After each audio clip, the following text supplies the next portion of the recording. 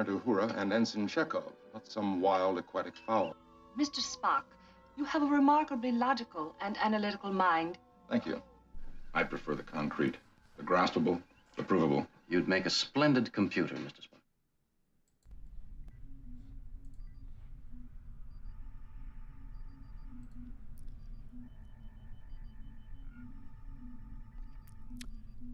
And from the Moscow Times, Xi and Putin hail ties ahead of journey of peace to Moscow.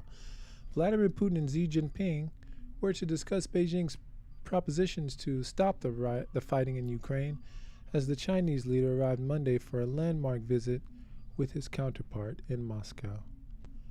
China sought to portray itself as a neutral party in the Ukraine conflict, but Washington's accused Beijing of mulling arms exports to Moscow, claims China has vociferously denied.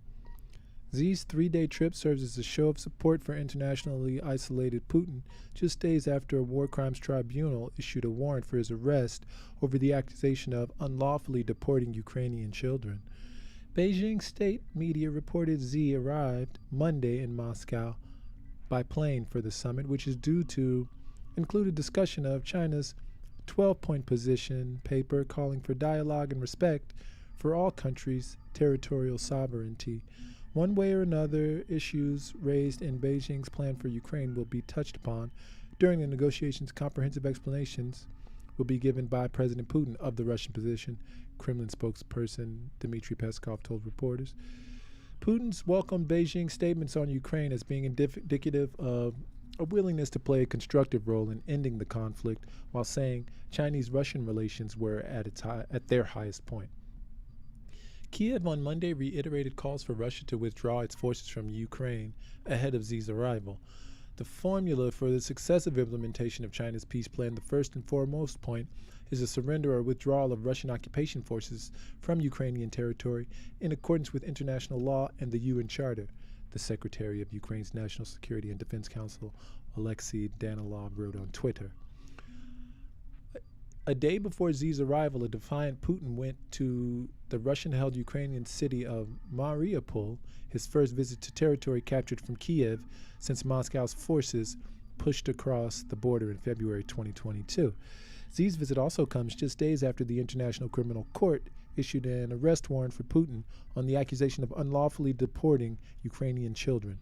Beijing said on Monday the ICC should avoid what it's called politicization and double standards and respect the principle of immunity for heads of state. The court should uphold an objective and impartial stance and respect the immunity of heads of state from jurisdiction under international law, Foreign Ministry spokesperson Wang Wenbin told a regular briefing. The solution to the Ukraine conflict, he added, remained dialogue and negotiation.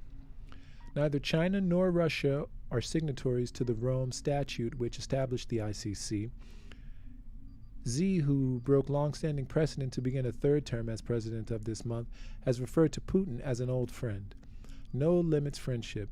Beijing and Moscow have drawn closer in recent years under a no-limits partnership that served as a diplomatic bulwark against the West. China's lambasted what it sees as U.S.-led campaign of pressure against Russia as Moscow's campaign in Ukraine drags on instead of calling for what it calls impartial mediation of the conflict. No single country should dictate the international order, Xi wrote in his Russian media article Monday. China's also upheld an objective and impartial position based on the merits of the issue and actively promoted peace talks, he added. Beijing's stance has drawn criticism from Western nations, which say China is providing diplomatic cover for Moscow's armed intervention. They argue that China's proposals are heavy on grand principles but light on practical situations. The United States last week said China's proposal would simply consolidate Russian conquest and allow the Kremlin to prepare a fresh offensive. We don't support calls for a ceasefire right now, National Security Council spokesman John Kirby said Friday. Weapons for Russia? We certainly don't support calls for a ceasefire that would be called for the PRC in meeting in Moscow that would simply benefit Russia. He said, referring to the People's Republic of China, the country's official name.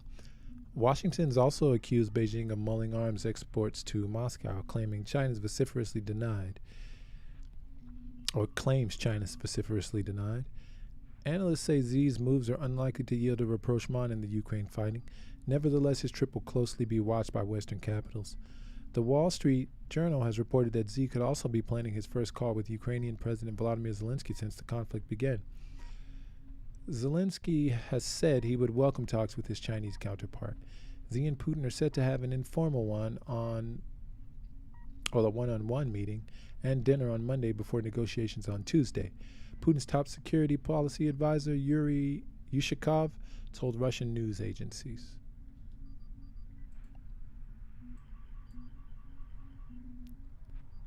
And from MenaFN.com, China's President Xi Jinping touts stronger ties with Russia and vows to resist U.S.